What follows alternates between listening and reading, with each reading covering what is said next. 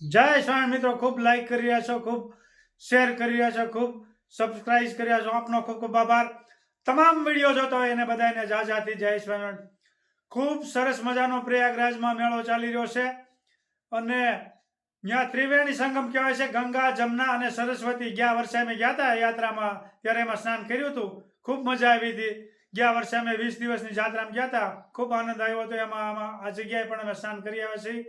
પણ આ મેળાનું એટલું બધું મહત્વ છે કે એની ન પૂછો વાત. ગમે એવો પાપી જીવ હોય તેના પાપનો નાશ થઈ જાય છે. દર 12 વર્ષે આ મેળો યોજાય છે અને એવો કુંભનો મેળો યોજાતો હોય છે. એવા 12 કુંભના મેળા યોજાય ત્યારે એક મહાકુંભનો મેળો થાય. એટલે આ 144 વર્ષે આ પાછો ફરીથી મેળો આવ્યો છે. 1881ની સાલમાં આવો મેળો હતો. એટલે આપણી જિંદગીમાં તો આ એક જ વખત આપણને નાવાનો લાભ મળે અને આમાં 1000 વખત ગંગા નદીમાં સ્નાન કરીને એટલું આનું માધ્યમ છે, એટલું આમાં એનું ફળ મળે છે. એટલે અટાણે જવો તો તમે જુઓ તો કરોડોની સંખ્યામાં લોકો આવી ગયા છે અને આમાં દેવો અને દાનવોનું મહામંથન ચાલતું હતું. ત્યારે એમાંથી 14 રત્નો નીકળ્યા.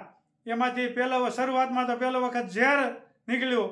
એટલે પછી ઝેર તો ક્યાં નાખવું, એટલે દેવો અને દાનવો ગયા ભોળાનાથ પાસે. બાકી તો કોઈ હાથ નહોતો ચાલ્યો. ત્યારે ભોળાનાથે એને ગળામાં ઝેરને રાખી લીધો. એટલે નીલકંઠ કહેવાના ભોળાનાથ. એને ગળામાં ઝેર હાચવું હતું કે શરીરમાં ન ઉતાર્યું ને બહાર ન કઢાય. બહાર ઝેર કાઢે ને તો પૃથ્વીનો નાશ થઈ જાય. એટલે ભોળાનાથ એટલે મોટા મહાન કહેવાય છે ભગવાન. અને એણે પછી એમાં ધીમે ધીમે 14 રત્નો નીકળ્યા. એમાં છેલ્લે અમૃત કુંભ નીકળ્યો. એ અમૃત કુંભ લેવા માટે દેવો અને દાનવો બે ઝપાઝપી કરી અને તોફાન યુદ્ધ કર્યું જોરદાર. પછી ઇન્દ્રનો પુત્ર દયંત એ લઈને દોડવા માંડ્યો. એટલે દોડતો એક ટીપું એનું પડ્યું ઉજ્જૈનમાં, એક ટીપું પડ્યું પ્રયાગરાજમાં, એક ટીપું પડ્યું નાસિકમાં, એક ટીપું પડ્યું હરિદ્વારમાં. આવી રીતે 4 ટીપા 4 જગ્યાએ પડ્યા. એટલે 4 જગ્યાએ મેળા થાય છે. ખૂબ સરસ મજાના. પણ આ તો મિત્રો આખી જિંદગીમાં એક જ વાર આવો લાભ મળે કે 144 વર્ષે હોય તો 144 વર્ષ તો કોઈ જીવવાનો ન હોય તો ફરીથી આ મેળામાં જઈ શકે. એટલે આનો વધારે માધ્યમ છે. ઘણા લોકોને એમ થતું હોય કુંભના મેળા 12 વર્ષે આવે એટલી બધી પબ્લિક તો ક્યારેય નથી થતી. આનું કારણ શું છે?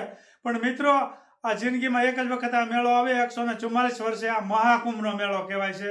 અને 12 વર્ષે આવે ને કુંભનો મેળો કહેવાય ને મહાકુંભનો મેળો કહેવાય છે. એટલે આનો ખૂબ માધ્યમ છે. અને ગમે એવો પાપી જીવ હોય ને તેનો પાપ ધોઈ નાશ થઈ જાય છે. આ ખૂબ સરસ મજાનું આયોજન ગોઠવ્યું છે. એને પણ ધન્યવાદ દેવા પડે. આ બધી વ્યવસ્થા કરી છે એને ખૂબ ખૂબ લાખ વંદન કરવા પડે. જય સ્વામિનારાયણ.